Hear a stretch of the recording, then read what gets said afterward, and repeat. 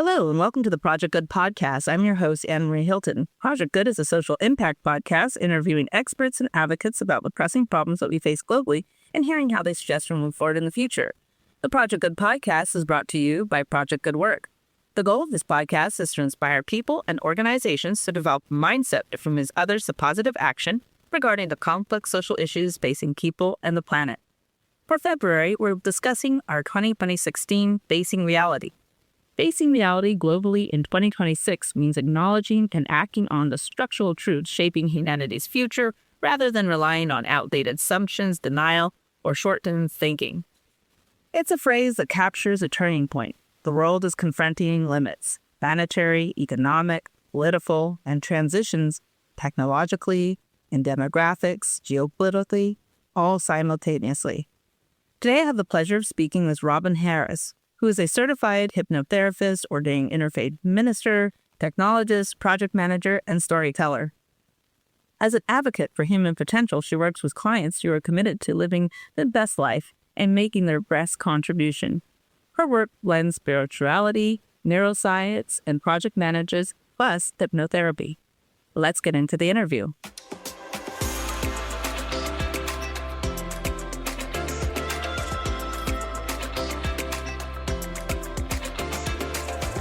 Robin Harris is the founder of 3 Hellos and focused on protecting human potential. With 25 years in technology, she views today's polarized environment and the emerging AI era as a critical point in our history where humans are invited to take responsibility for protecting and cultivating our human potential. She believes it's time to bring the best of human into alignment with our true and highest spiritual nature. Welcome, Robin. Thank you. Thank you. Yes, thank you so much for joining us to discuss and focus on our overall look at 2026, facing reality, and really touching on all these issues that I think are, what can I say, snowballing or going to blow up like a volcano. Yes, I guess I look at it as a volcano right before it erupts, right? It keeps going, the lava keeps rising, and then one day it's just going to burst. And unfortunately, I think that's where I guess if we were going to, give an image, I think that's where we're at. But before we get into our discussion, I always like to understand the heart of the person that I'm interviewing. And so I ask a personal question. And so the question I have for you today is, what is currently shaping your approach of how you see yourself in life? Well, I think my age, I've been around for a while. I'm not a baby. And I've watched this world, and I've been in technology. I've been in the technology industry for more than 25 years. And it's always been a type of industry that's bought in and disrupted, and people have had to pivot and adjust. But what I see now and what I had not really dialed in on is how the more we outsource to technology, the lazier, and I'm not just say it, we're losing some of our cognitive abilities. We're losing our critical thinking abilities. We're losing our capacity for compassion. And technology is playing a role in that. It's not 100% responsible, but it is playing a role. And I don't like where this is heading. I'm not going to be here 30 more years. Probably not. I'd be almost 100. But I would like to know that when I leave here, the world is in good shape. Mm-hmm. Yes. Yeah, I agree with you. Yes, technology is moving, at a exponentially fast rate. I think we see a lot of people, mentioning when life felt slower, when you didn't know for every single minute what was going on in every corner of it. Right. People, we didn't have these problems where people were feeling that, overwhelmed, anxiety, feeling like they didn't want to, come out of the water. They'd rather drown. We just hear like, people are they're overwhelmed, I guess, if I were just going to put it simple. Yes. And so when you think, we're talking about in 2026 and part of Project Good's theme and the podcast theme is facing reality. And so what do you think, what does that mean today, would you say, with everything that's kind of unfolding? Well, one of the things I think is not just facing reality, but taking responsibility. And I personally believe, and after reading the book, The Dark Horse, it is based on the Dark Horse project that was conducted in Harvard, where we see people coming out of nowhere who had nothing going for them, accomplishing great things. And it's like, oh, where did that person come from? Well, what happens is we have outsourced, even before outsourcing a lot to technology, we've given away a lot of our power to institutions. And these institutions tell us they know better. And they've put themselves in the position of the decision maker that decides humanity's future. They decide what we're going to eat. They're going to decide what the houses are made out of, whether they're good for us or not. They determine the markets. They determine the educational system. And these so-called experts, we're trusting that they're operating on our behalf and for the greater good. And in a sense, that is just an assumption. And the fruits of some of those decisions demonstrate that it's just not true. Either it's out of ignorance or it's intentional. But a lot of our institutions have actually set people up for failure, for helplessness, for hopelessness, for anger, for fear. And this is the landscape we're seeing now, and technology is exacerbating it. Yes, and you bring up a word that people, I would say it's almost a bad word these days, responsibility. Right. It's, I would say it's almost like a cuss word these days, the responsibility. Right. And so I guess, what does responsible innovation look like from both a technology standpoint and, I guess you would say from our planet's standpoint, because now we are facing some, dark predictions on just our own planetary survival. Yes. Well, one of the things we need to look at is we cannot afford to have institutions and corporations and businesses and individuals whose power can override the good of the society they are part of. And so because we have done a piss poor job of holding leaders responsible, what we find is that decisions are made, the cost comes in, and then the cost is dispersed to the people who didn't make the decisions. And then the people who made the decisions walk away. And we do the bailout thing, this type of a thing. And I don't know what it's going to take, and I'm afraid to even think about it. But I think something, like you say, catastrophic is going to have to happen that makes the masses say, oh, no, we're not going there. Oh, no, we're not playing this game. oh no, we're putting the brakes on. And you're starting to see it come up, like with the whole, the data centers and where Microsoft is trying to force businesses to use the Microsoft Copilot, but they're not seeing the benefit, so they're not wanting to use it. And there's this tug of war. And I'm really very hopeful. I'm extremely hopeful as I start seeing people come together, regardless of their political party or anything like that. When people start coming together and say, you know what, we want a seat at the table because we don't like how this is going. Let's come to the table and talk about this. And it's not about stopping innovation. It's about making sure that innovation, the long-term results of that isn't the destruction of our society and our humanity. We can't have that. That's not a viable solution for anyone.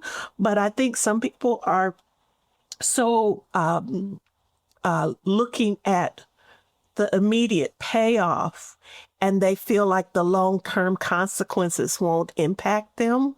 And so it's okay. So what I think, what I see this being within companies, and I think the smaller and the medium-sized companies have a really, really big part to play in this, because they are closer to their communities. They have a stake. They're in the neighborhood. That's where they live. That's where they send their kids to school.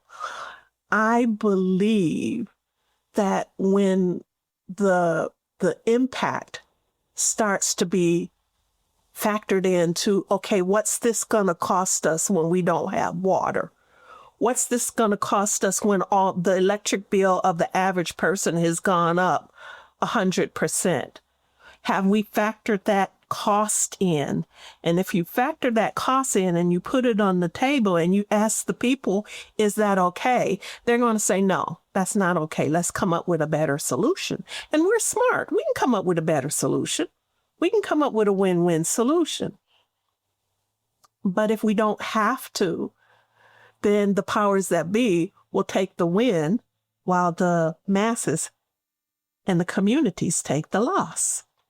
Yes, indeed. One of the things also I was thinking about is these younger generations that don't have an idea of life without technology. And,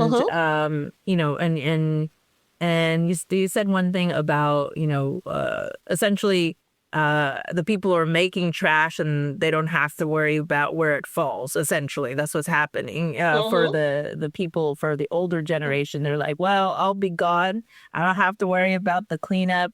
I don't have to be responsible. But this newer generation who doesn't have the awareness of a different life, disconnected from a technology, and from what I've seen, may not know how to, I guess, move forward. It's just something that I've been observing. Or do you feel that because you are coming from a technology background, that will not be a barrier for the newer generation, that they may be better off in order to clean this mess up? Or are we in a very ippy spot there? Mm-hmm. Well, I don't think, because humans are living longer, if it's going to be a mess, it's going to impact us also. If it's going to be a mess, it's going to impact us at the worst possible time. You know what I'm saying? Mm-hmm. So unless people are planning on, in the next 5-10 years living grand and then exiting the planet, it's going to be all of our problem. Mm-hmm. So I wouldn't count on making a mess for somebody else to clean up. And then we have to think about our grandkids and our children and the legacy that affects our very ancestral, not our lineage. So But as far as young people are concerned, I believe that younger people are going to start seeing, and I think they're already I want to say kind of disgusted with what the mess we've already made for them. I think they're already looking at us like, why are we not, what's going on? How come this world is the way it is? What decisions were made before we arrived on the planet that now we're paying for? Even if you look at like schooling and everything like that, I think we're going to see the younger generation, like they're deciding, hey, we're not going to have kids. A lot of them are deciding, hey, I'm not bringing kids into this mess. They see it. They see it. And so I think that generation, compared with the wisdom of the elders, and I know you're probably not younger, you're probably not old enough to call yourself an elder, but I'm going to call you an elder. The wisdom of the elders, the rebellious, wonderful nature of the young people, I believe we can make some changes that are good for everyone. And businesses will thrive. The economy will thrive. The planet can thrive. I think we have the illusion that we have to choose a either or scenario. And that is ridiculous to think that that's the only option. We're smart enough to figure this out. You think it's, it's to me, when I look at it, and I don't know if we want to just always blame technology, but what do you think was the big shift from, let's say I'll say older generation being like 60 plus, and then now the younger generation 20 and down. And then we have the in-between generation, which is maybe, I don't know, the mess. The mess costs what, I guess, or maybe, and it depends to where you're cutting, where you make the cuts in regards to, years and timelines. But I guess what happened that people quit like thinking about like the future generation, or people were not thinking and they were just thinking, like, when did we change to it's all about me kind of focus, do you believe? I think what happened, I think we were in a boiled frog syndrome. You know the story about the boiled frog? Yes. Where you can put them in So that boiled frog is in that water, and it's kind of warm and it's relaxing, and the temperature is slowly rising. And when it kind of realizes, oh crap, it's kind of hot in here, it's too lethargic to jump out. And I think we were just asleep at the wheel. Our generation and prior generations, because if you think about it, we're still pushing kids to go to school and to get a job and retire, those things you're not going to, for one thing, kids come out of school, they have a loan. They may never have that job that they went to school for. And even if they get the job, if they make it 5 years on that job before they're having to search for another option, that idea of having a job that you can be loyal to and stay with, and in exchange, there's going to be some security, that was the reality of my father. But you see parents still pushing that narrative. So it's like we're pushing a narrative that stopped being the truth a long time ago. And it's having a negative effect on the people who it's being rammed down their throat. I just learned that, like, the school counselors stopped encouraging kids to go into crafts. So I was telling my husband, like, when I try to go find a handyman, oh my God, you would think I'm looking for like this elite surgeon or something, because we made that a negative. We made working with your hands, we made the blue collar second class. We made the guy that fixes the car and fixes the refrigerator and the washing machine and the plumber, we made that person second class. Now they looking at us because they're making the six figures and they ain't worried about AI. But we're still pushing a narrative that had a small window of reality. So I think the problem happened is we got too comfortable, too complacent, and we stopped watching what was going on. We lacked situational awareness. We just kept spinning the same narrative, but the world's changed. And the world is changing. So we need to update our narrative, but we fall in love with our stories and we just keep telling them. So I think that tendency for us to tell a story and not check in with reality to see if that story still holds water is what we're seeing, why we're seeing things unravel. I love how you frame that we are, telling ourselves a story. And so in the story, it's kind of like, I'm sure you've heard in different versions where they say when, something horrible has happened to you, you tell your friend, you tell the person at the bus stop, and you keep talking about it and, instead of just letting it go and move on. And so, and essentially that's the narrative that we're stuck in. But I guess how do we get unstuck? Because to me, that seems now like almost flying to the moon. Well, I have a prediction. I have a prediction, and we'll see, because I'm not psychic, but we'll see if it holds. Okay. That something, because of technology and our political environment, those two things, something is going to go so wrong. Something is going to go so wrong. We're going to have some carnage. It's going to be a mess. But for some reason, humans don't learn unless there's pain involved. And so because we refuse to learn the gentle lessons, then we have to go through the hard lessons. So I believe those two things are going to collide, and we're going to have something go so wrong where it's going to jar everybody awake. It's going to be like an oh crap moment. And then we're going to wake up as a collective, because pockets of us are awake. We're and we don't want to be like, oh, I told you so. I told you so. That's not helpful.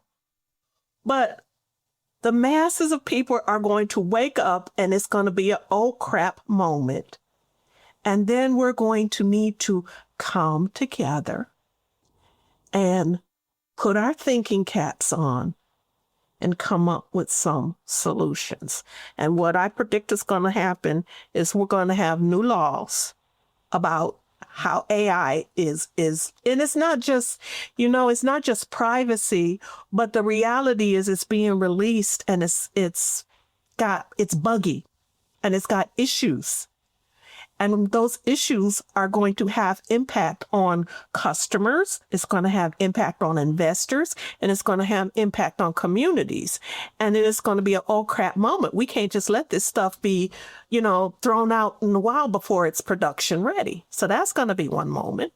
And then politically, we're going to have to relook at our political systems to make sure that we can protect at least the foundations of a democracy. Because if we lose that, we've lost the game. And so when those things collide, and when there's fallout, and there's enough carnage, we're going to be willing to do some work to fix it. I hope it doesn't take too long, and I hope the carnage is not too much, but it's gonna be painful. And we need to brace ourselves, not in fear, but just brace ourselves, understanding, okay, the house burned down. I'm so glad nobody was in it. We got to rebuild. Yes, you know, and I kept thinking of the saying, like, you sometimes have to get your hands dirty. Yeah. And that's what we've been avoiding. And the other thing is, like, I guess you would say it's the end of quote unquote cheap money and endless growth. And then and that means that we are going to have to, you know, get out there and do something. And I was watching, I forget who was interviewing, but I know that former President Obama said, you know, there's a wake-up call coming for the U.S. because everybody has been used to the easy life. And the easy life is, you know, unfortunately maybe going to be coming to an end, and it's going to be a shock to people because they don't know how to function in the not easy life. Are they going to be like, yes, which is yes, and you know, and the thing is, the crazy part is, you know, in the U.S., everybody's already complaining that they're living the hard life, right? They don't know. They don't know. Yes. And so, you know, here it comes. And, you know, from a personal perspective, I'm like, oh, no, I better get into training. Because, you know, that's all I think is, like, when I see this and the wave coming, I'm like, I better get into training. I better learn how to, you know, surf and do nunchucks at the same time. Oh, no, grow your own food. Right. Yes, exactly. Eat less. Exactly. And, you know, and I just, in my perspective, I'm just like, I have to be able, it's like, because you see, it's like a tidal wave. You see it coming. It's like, you know, how fast can you get all the stuff done before it goes? Right. And, you know, And oh, I was going to say, and I'm just, the thing that keeps shocking me is how many people don't see the tidal wave. I know. They think if they put the right person in office, that's going to magically fix the problem. No, it's not. It's not. It's not one part. You know, part of the problem is humanity is at a stage where we have to stop looking for a savior. We have to stop looking for a savior, because when we get into that fear mode and we're looking for some human, I didn't say the divine, we're looking for some human to come save us. Well, in reality, if you look at that from a spiritual perspective, that's a form of idolatry. That's going to always end badly, because there will always be some human that holds up their hand and says, hey, I'll come save you if you give away all your rights to me. I'll come save you if you let me do whatever I want. I'll come save you. I'll make all kinds of promises. And the people are so fearful and feel so powerless. They're like, yes, I will bow down to you. Yes, you can be my Lord. That's the wrong. That can never end well. That can never end well. We got to come together and say, okay, I'm going to do my part. I have a part. You have a part. They have a part. We got to come together, roll up our sleeves, and all of us, and it's never going to be all of us, but enough of us need to accept responsibility for what comes next, rather than thinking, oh, if I put the right political party in place, that's going to magically take care of the problem. It's not. Yes, 100%. And then right now, as you know, not just in the U.S., but just across the world, you know, Yes. governments and, you know, democracy is like in question right now. Governments are in question. There's mass distrust because of, you know, what people are seeing, how they're feeling. And then also the access to information, whether true or not true, right, is shaping how people think. So before, I guess I liken it. There used to be, I'll use the TV, for example. There used to be only so many TV stations. So you would mention a show and everybody knew that show, right? But now people may have never heard of the show ever in their entire lives, right? And it's because now everybody is, they live in a silo of information that is, catered to how they think, how they want to live, and the world. Essentially, they live in their own worlds now. And so very hard to then create this is, I've never been a government official, but you need to make sure that everybody is in a cohesive agreement and, in following some kind of similar ideology. But that no longer works. The thing that people are looking for now is, if we're going to have a government, that's how people are starting to think, right? Then this government needs to act like a providing office. And what I mean by that is like, okay, is it giving me jobs, money, safety, or something, right? And that's how people see government. Like, if it isn't doing that, then why do we need it, right? We don't want them to have that much control. Right. But that's what I'm saying. But that is a mentality that is starting to develop because of the lack of I guess it's you can think what you want to think as long as I still get what I mean.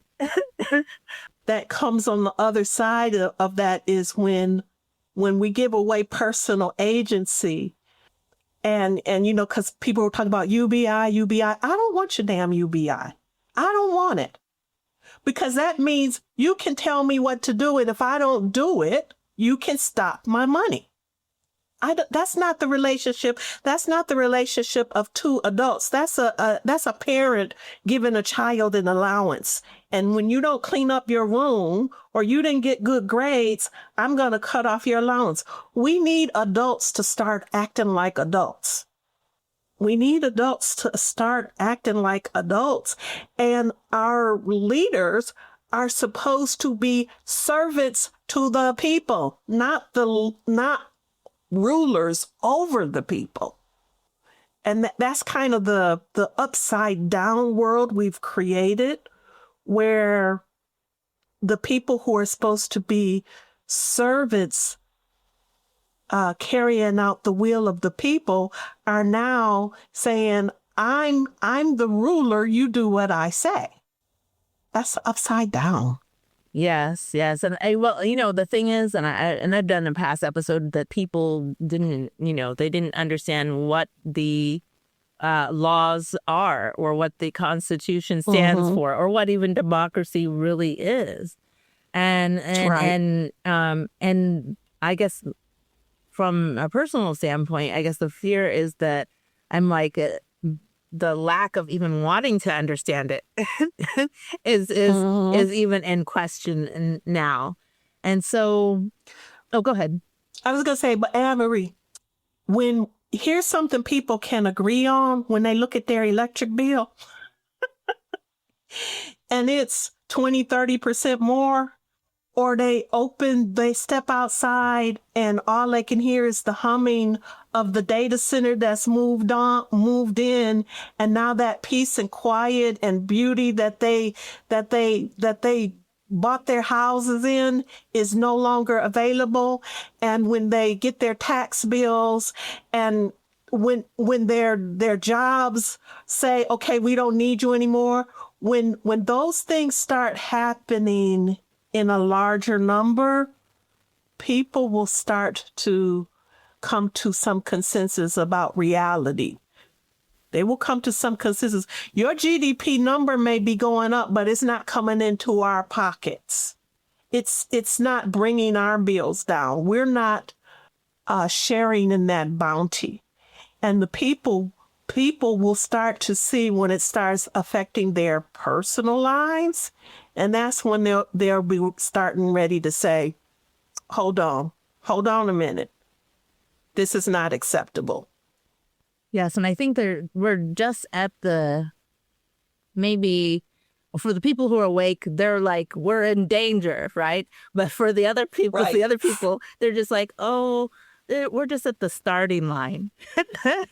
Yes, yes. The ones that are asleep. And so I guess my big thing is like, and I don't know if people have been paying attention. I'm sure you've seen this because it is now a mix of technology, and key to our humanity is how our food economy and how that is changing. And I feel it's just like a drip factor coming in. And I don't know if people are really paying attention to that, how technology is affecting the very thing that we need to sustain our actual lives. Because as you know, Bill Gates owns a lot of farmland, right? And I'm sure you've heard of, GMO seeds and all the things that are happening in that area, and how technology is blending in our most key resource, the very food. The thing that I always say is the one thing that you can not say no to. You can say no to more money. You can say, no, I'm not going to do this, but you can't say no that I'm not going to eat. And Right. And so I believe, and I could be just a little bit of conspiracy theorist, but I don't think so, that is becoming, it's an under the radar, unless you're really paying attention, of going to be the ultimate control. I don't know if you noticed that. I don't know if you noticed that, or if you want to speak to that a bit. I think even the way we see our farmers being treated, and the people who are producing our food are basically being set up for failure with what's happening. And I believe that is very intentional. And I'm going to say that from a spiritual perspective, the bad actors have one intention, but there is still a divine intention in place. And that's not something, science is going to be able to prove or anything like that. But in the end, Mother Nature can override all of that, and we can just start the whole experiment all over again. Because the reality is, humans, this planet was thriving before we came. And this planet will be thriving when we're gone. And the reality is that I believe no matter what man attempts to do, that the divine can override that. But it's not going to override that if we're complicit. That's the thing. It's not going to override it if we are complicit and we insist on staying asleep and just hoping things get better. We have to do our part. And if we're not willing to do our part, things are going to go very badly, and then we're going to have to start this experiment all over again. And I, for one, am not interested in that. Since you specialize in, I guess you would say, for a short term, I'll say waking people up. I guess how do we start? So that's my take on it, that there are some guardrails in place that will protect us, but we do have to do our part. And so I guess how do you, lead people? Because I believe, yes, there's lots of humans, but we are, when it comes down to it, we're individuals. So how do you, get people to start looking at maybe themselves, the planet, and everything to, be different, and then, how they're looking at things now? Well, it starts with the individual. It's always going to start with the individual. And this is why the individual can't say, well, my voice doesn't matter. Yes, it does. It matters a whole lot, because when you add the voice of all the individuals that are starting to have the same awakening, that collective energy is going out into the universe, and it has an effect that's just purely physical in our physical world, but it also has an effect on a spiritual level. So we don't, and there was some research. For a social movement to be effective, we only need 25%. That was the number that they came up with, about 25%. And for a political shift, you only need 3.5%. And they found that nonviolent activism was twice as effective as violent activism. So we don't need 100%. We don't need 100%. We just need a critical mass. We need a critical mass. And I believe that with the way things are going, when people start losing more jobs and more industries are starting to be like, oh, we don't need this type of worker anymore. And, more kids are like, they can't buy homes. They still living at home with their parents because they can't. I believe people will be ready. I believe more people will be ready to join that conversation out of self-interest. I guess and that's how we're going to get there. What's your estimate how far we are until, do you think you have 10 years or 10 years? Do you think we have less than 10 years? I actually think 26 this year is going to be a key turning moment. I believe it's either going to be a turning moment where things are going to go into like mad chaos, or it's going to be a turning moment where people put their foot down and say, heck no, we're not going over this cliff.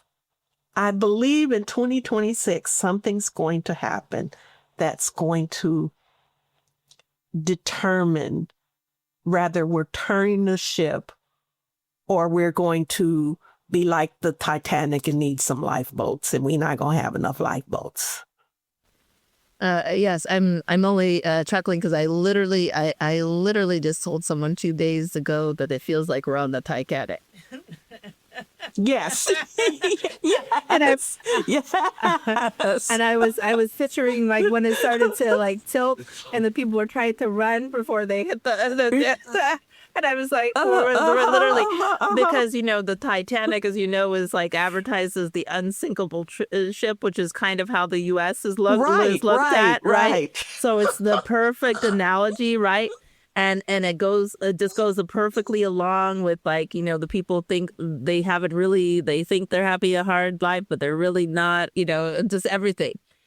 So it is the perfect analogy of what's happening. And yes, and it's just a shocker to me every time when people are like, what are you talking about? I'm like, can you not see this? Have you been under? Right. It's literally, you can't get a better analogy. It's like you don't see the iceberg. Well, it's just a little one. No, look under the water. It's huge. Right? Yes. Right? I just... Yes, oh my gosh. yes. I just can't comprehend how the people are not seeing these things. And so it's just going to be scary. My analogy is it's a popcorn project. You know how popcorn is when you pop it, it's a few kernels pop early. Mm-hmm. And then a few more. Yes. And then all of a sudden a bunch of them pop. Yes. But there's always some that's never going to pop. Yes. I'm sorry, don't wait for them to pop because they are not going to pop. Yes. That also is a perfect analogy. Yes. And so I know you were coming close to time, so I do have a few other things to ask you. More on looking at human development on a global perspective. So, since, we're both based in the U.S., but this, of course, everything is a ripple effect, right?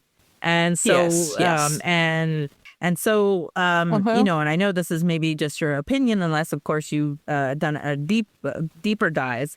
But how do you think this is going to play out in different regions, like Africa, for example, or maybe even Europe? I think they're dealing with two different things, right? Africa is having they're having, I would say, a youth bulge. They're having lots of young people who want to, get into action, but can't because of, various reasons that, some mostly economic.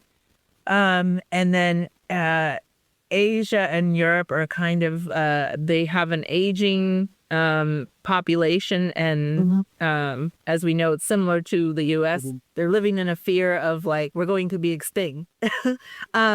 So I guess how do you see this playing out with these types of things happening regionally? And also, I guess, a little bit of these thought patterns that are happening. Well, I think this is where it comes into where we actually start having to look at human potential. And rather you believe in a higher power or not, it's fair to say that humans did not create themselves as a species. And humans did not create their potential. And there is this book, I'll say it again, it's Dark Horse, Achieving Fulfillment and Achievement, going for achievement and fulfillment, which leads to excellency and thriving, where people who are said to have had no advantage, they were greatly disadvantaged, tapped into their unique potential and did not go the way of convention. They kind of, I'm going to say, they started playing the me game, and the universe said, okay, go here, and they went there, and do this, and they did that. And at each decision point, they were basically harvesting more of their unique potential. And I believe that the conventional path to success is going to become the path to failure. And the unique path, not the cookie cutter path, the unique path is where there's a baseline of skills a human needs, but then we need to start leaning into, okay, what's Robin good at? What are my experiences? What are my perspectives? What's my mind, my unique secret sauce? What's my superpower? What's my kryptonite? And I believe as people stop trying to take the cookie cutter route that society has been trying to condition us to keep taking, even though it's failing. See, the problem is the system is failing, but we're still routing people down those avenues. It's a dead end. It's a dead end. So as people stop subscribing to that dead end path and start looking for their own magic, I believe we're going to discover some things about what it means to be human that we didn't even realize was the truth. And I think it's going to be one of the most phenomenal discoveries. And it's going to be mind-blowing because every human being has a unique superpower. And it's not one thing that gives you that. It's even your failures. It's even your trauma. It's even the healing that you're going through. It's even the hard lessons. It's the talents you learned from your grandma. It's the talents you learn just because you love it. It's your interests. It's your curiosities. When we start leaning into what did God intend for me to be? What did life design me for? Because if you look at life, if you look at a tree, every seed has the potential to become something. And that something is already encoded into that tree. That's how nature operates. It didn't create something to be nothing. And so as long as we're trying to follow man's track, the cookie cutter route, that actually creates and maintains the hierarchy, we're going to be in trouble. And I think this is the invitation. We are being given an invitation to step off that merry-go-round, to opt out, to say, nah, homie, that's okay. I don't want your dead end solution. I'm going over here and I'm going to explore what's available for me as a unique person. And I believe as human beings start to again reach that critical mass, more and more people start to do that. That's going to become the standard is going to be a non-standard. And that's how we get out of this mess. Yes, I love it. And I started to think deep. And so the answer is essentially self-discovery, which is something, Yes. which is also, and I've read lots of articles and books on this, is also the biggest fear of so many people, to really look themselves in the mirror, essentially. And so, but it makes total sense, because here we are confronted with like becoming part of a quote unquote system, right? Or and that system then is going to, I'm going to sound like a little bit, new age, but like it's going to, take your humanity, because you don't have any individualism, right? And a lot of people think that they are, and a lot of people think in their new silent way, I am an individual because, everything is catered to me, but they're not seeing that they are actually part of a system, that the real way to become an individual doesn't require you to be connected into all this technology and be following this person and that person. A real person you need to learn how to follow is you. And so many people are afraid of that because they've been conditioned to think that they are not good enough, or there's this fear, well, if I discover there's no roadmap, right. There's no precedent. Exactly. And because who can teach you to be your best you? Yeah, no one. I'll tell you who can do right. it. You, only you. Who the entity that can do it is the entity that is responsible for all that awesome potential in the first place. Right. Whether you call it life intelligence or God. you want to call it something else. Right.